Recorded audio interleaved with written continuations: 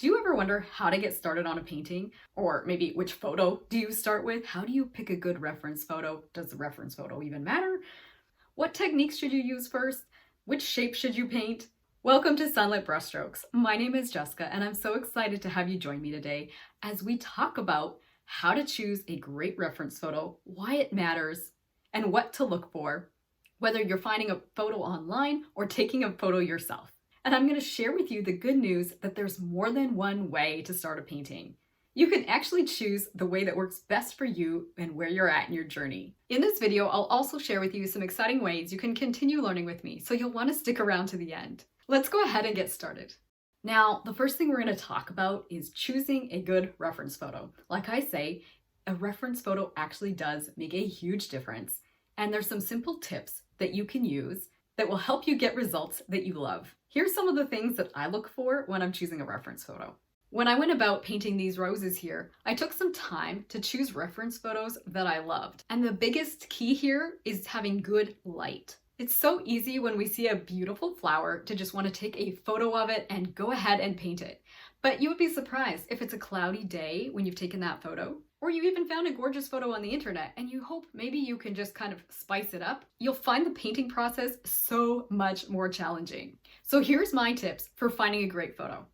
The number one thing I personally look for when I'm choosing reference photos is nice, strong light contrast. And the reason I chose this photo is because I really liked the nice, strong lights that we have over here in contrast to the nice dark shadows. So when we say values, we're just talking about lights versus darks. An easy way to see values if you're looking for a reference photo and you're struggling, well, is there good contrast here? You can always convert your photo to black and white. And now when you look at the rose, you can still clearly see we've got some beautiful lights here and some nice rich darks over here. And I'm going to share with you that in contrast to this rose. This is a beautiful picture overall, but there is no strong light in this photo and therefore no strong shadows. Everything is going to look a lot flatter. There is some interesting things happening because of the pigments in the rose itself. However, if I convert this to black and white, you can see that this is a much less dynamic photo than the one that I've showed you before. But you can even see that pretty clearly, I think, in the color version as well. When you have strong value contrast, it's going to give you something to work with. It's going to show you where your shadows are more clearly. And overall, it's going to just give you a more beautiful, dramatic piece of art. Now, when I talk about drama, I'm not even really referring to the light that's behind the flower. I'm just focusing on the flower itself. This does happen to have some drama in the background, but I'm skipping the background, just focusing on the flower. And so I'm really just paying attention, again, where those lights and darks are in the flower itself. I'm not really paying attention to what's happening in the background. The one thing I didn't like that's happening in this background is I didn't really like the composition or the way the leaves are. And so that's why I've added my own. It's always nice if you can find a photo with great composition to start with, but I would always first look for the value contrast and the drama in your main subject. And then it's just a nice bonus if you've got leaves where you want them. Leaves are an easy thing to kind of throw in on your own. I personally like to download my photos onto my iPad or another device and use that for reference because the light tends to be brighter and the colors are richer. Sometimes when you print something off on the computer, depending on your paper, depending on the ink and the calibration of your printer, sometimes the photo can end up quite dark or maybe just lacking the life that you could see in the original photo when you downloaded it. And so I do like using an electronic device of some kind to look at my reference photo. Nice, not necessary. It's definitely fine to print it, but that's one thing I'll also mention. And yes, I don't usually bring my iPad into the screen because as you can see, I do get some pretty bad glare in the camera. This one is kind of special to me because this is a rose from our own yard. And I really like the lighting on this photo. It's something that I aim for when I take photos or when I'm looking for a reference photo to use. You can clearly see the light is coming from the left and we have some nice beautiful lights over here. And then the flower petals are kind of casting their shadows down on the lower petals beneath, and we're getting some beautiful dark high contrast shadows. There's some very strong lights in this photo and some very strong darks, and that makes for an interesting composition. One thing you're going to want to pay attention to if you're trying to take your own photo is that you don't take it on a cloudy day. I'm going to show you an example of a rose that's taken in overcast light. This particular flower is kind of lacking life. If you look at this, everything is pretty monotonous. There's not a lot of strong value contrast. It's a beautiful flower It's just there's not as much there to work with when you go to paint. I'll show you an example of what this rose looks like when I convert it to black and white. When I convert that flower to black and white, you can't really see too many bright brights or too many dark darks. There are some, but you can definitely say, looking at this is a cloudy day photo. And so when I take photos, personally, I prefer not to have diffused light. Some photographers love it because it is a beautiful photo just for the photo's sake. But when you want to try and paint and work with that photo, it's so much nicer if you have some contrast. I'm going to show you, if I take the photo that we're using today and I convert this one to black and white, you can immediately see we have some very bright brights and some very dark darks. And when you compare those two photos together, you can see one will be more interesting to paint, it has more drama, and it's going to give you some interesting shadows to work with. My favorite time to take photos is kind of earlier in the morning or later in the afternoon, or maybe I should say early evening, when you do have the light a little bit more kind of to the left or the right of the flower, not directly overhead and coming down. You know, in the middle of the day, things tend to get a little more bleached out and the shadows don't tend to look quite as beautiful. And so if you're going to take your own photos, definitely think about the time of the day that you take them, either earlier in the morning or in the early evening, and make sure you've got some beautiful sun rather than an overcast day. Another nice thing about taking your photo kind of towards the beginning of the day or the end of the day is the way the light will be hitting your flower. It's going to be coming more from one side, and so you're going to have a clear light side of your flower and a clear shaded side to your flower, which is really helpful to be able to quickly identify your light source. We can tell the light is over to our left because that's where the light is, which makes the shadow side on the right. And so when you go to take artistic license, adding leaves, or any other details that might not be in the photo, it's going to help you decide where you need to put your lights and where you need to put your darks just based on where the light is coming from because of what you already know about this photo. Roses are one of my favorite flowers to paint, but I think they can be a little intimidating for beginners just because there's so many petals, so many layers, and it's just easy to get lost in the weeds, right? And so I thought I'd share with you what was the things that were helpful for me when I first was getting started in roses, as well as what I like to do now, and just share with you how you can kind of make adjustments for yourself depending where you're at in the journey. So when I first started out, the thing that was helpful for me is to approach the petals one shape at a time. Rather than thinking about all the pieces at once and getting lost, I just started by painting one petal at a time. And as I did that, I was able to kind of gradually build out that flower. It is helpful when you're starting out to do a more simple rose with fewer petals, and so that's what you can see me doing here. And you can see I've gone ahead and painted one shape, and then I move over and I paint another shape. And the key is to do shapes that aren't touching each other. So you're just going to move around the painting, doing one shape at a time and making sure the shapes don't touch. And then you're going to let these shapes dry before you move on to the kind of the shapes that are in between. And as you approach this one shape at a time, you're going to be able to see that rose start to come together. And then you can do the exact same thing with your second layer. Again, one shape at a time. And the main thing you're paying attention to is that one single shape is dry before you paint the one that's touching it. Then if you're ready for a little bit more of a challenge, this is where I would approach the flower a little bit more holistically, if you will. I will go ahead and wet that whole flower and then drop color in wet on wet. This can take a tiny little bit more planning, and you need to make sure you don't let your shapes get too dark too soon, but this can be a really efficient way of painting. Once that first layer is dry, then I start layering all those other shapes on top, and I approach those upper shapes a little bit more piece by piece, the way I was showing you before.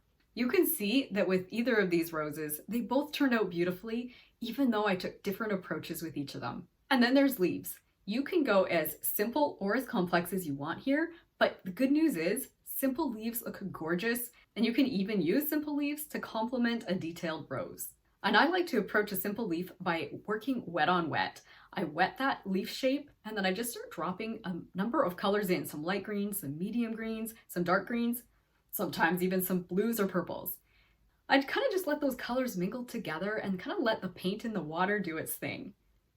You can usually do this in one, maybe two layers, and then just add some final details for that final touch.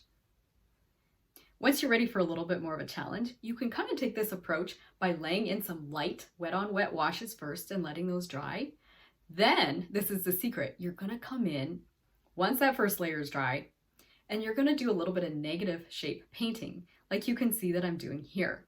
In this case, I'm actually leaving some of the veins light, and I'm painting the area between the veins a little bit darker, and that makes those veins pop.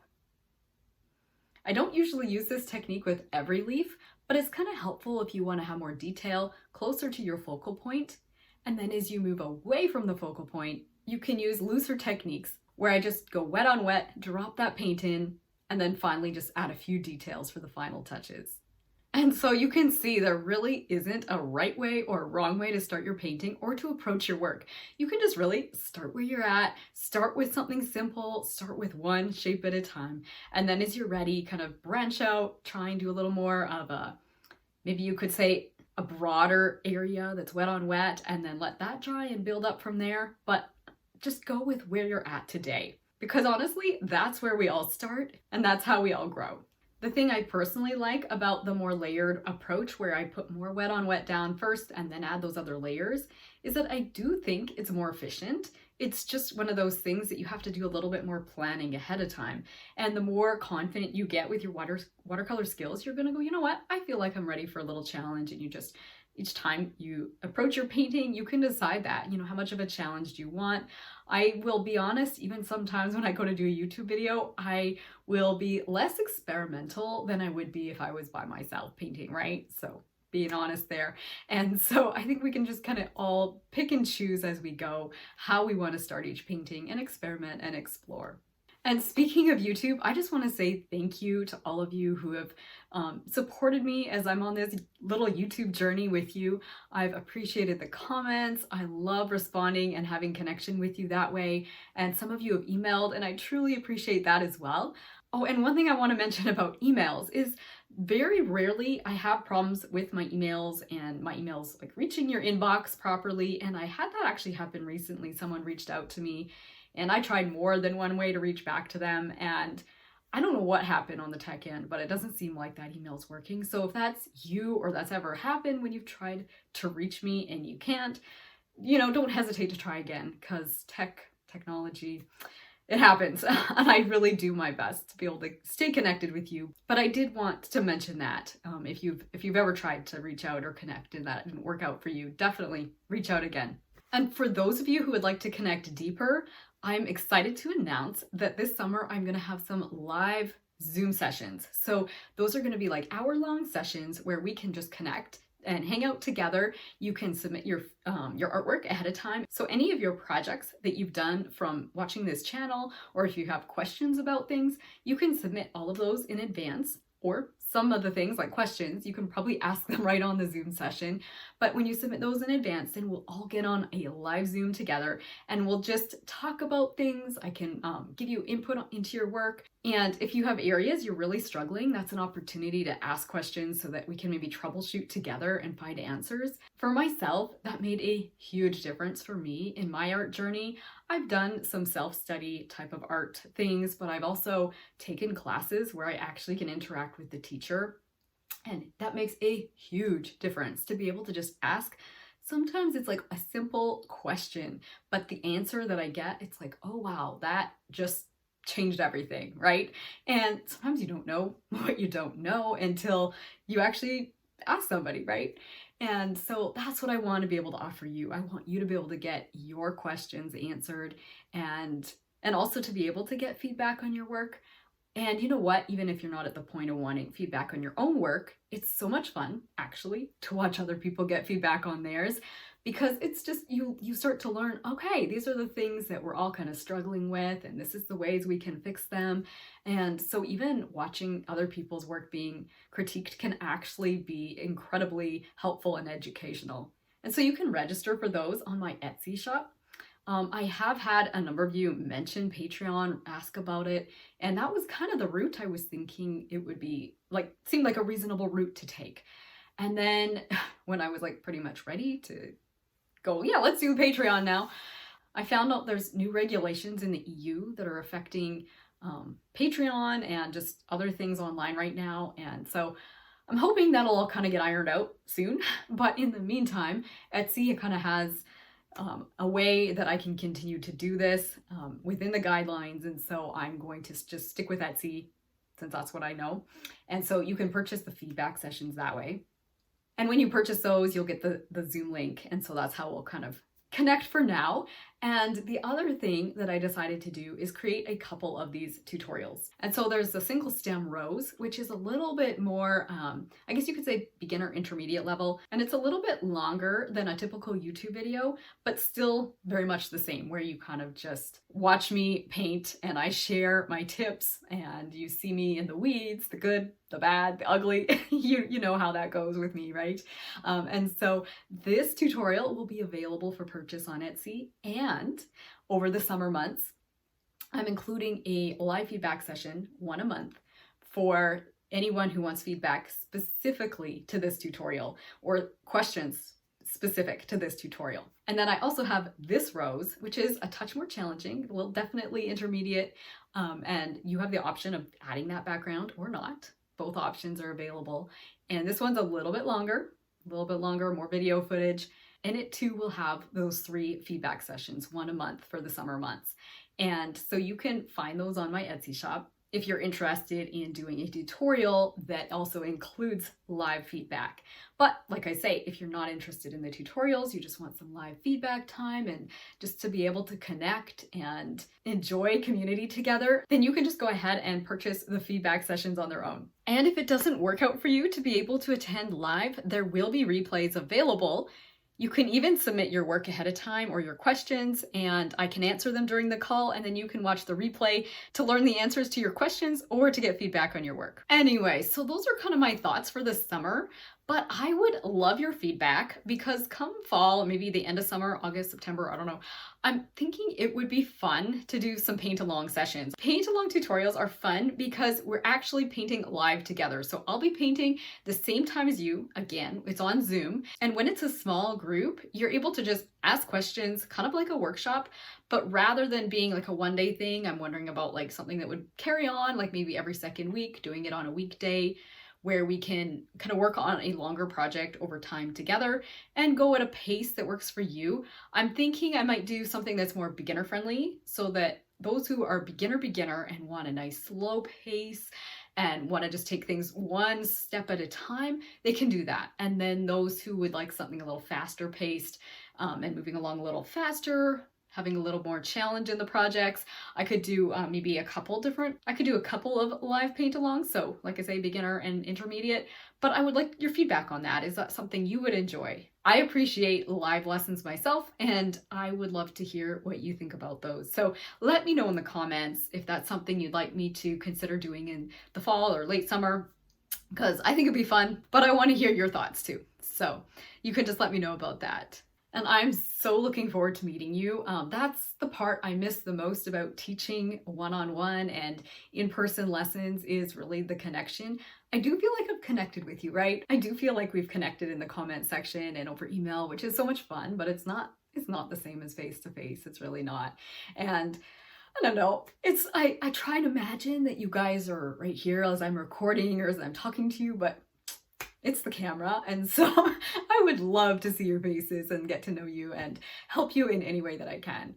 And so if that sounds like something you would enjoy too, you can find the link to those Etsy listings in the description below, and I look forward to connecting with you soon. And in the meantime, I hope that the little tips I shared today have brought a little taste of God's beauty and peace into your everyday life, and that it's inspired you to continue enjoying your own creative journey. See you again soon. Bye.